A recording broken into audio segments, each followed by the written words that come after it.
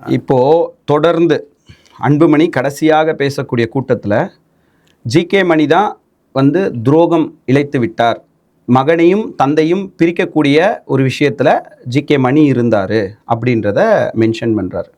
அப்பாவுக்கு ஜிகே மணி கேட்குறாரு, அப்பாவுக்கு புள்ள பண்ணது துரோகமா நாங்கள் பண்ணது துரோகமான்னு கேட்குறாரு. அதாவது மொத்தத்தில் துரோகம் பார்க்க போனால் அந்த இயக்கத்துக்கு பண்ணது ஜிகே மணி தான். அதுக்கு நிறைய உதாரணங்கள் இருக்குது.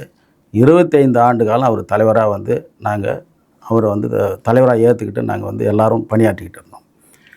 அந்த பாட்டாளி மக்கள் கட்சியினுடைய செயல் திட்டத்தை மருத்துவர் அன்புமணி ராமதாஸ் அவர்கள் இளைஞர் சங்க தலைவராகவே இருந்து கொண்டு நிறைய செயல் திட்டங்களை ஐயாவிடம் சொல்லும் போதெல்லாம் அது வந்து சரியாக வராது, இது வந்து நமக்கு நம்முடைய கொள்கைகளுக்கு முரணாக போய் நிற்கும் அப்படின்னு சொல்லி எல்லாத்தையுமே தடுத்து நிறுத்தியவர் வந்து கட்சிக்கும் துரோகம் செஞ்சவர் அவர் தான்.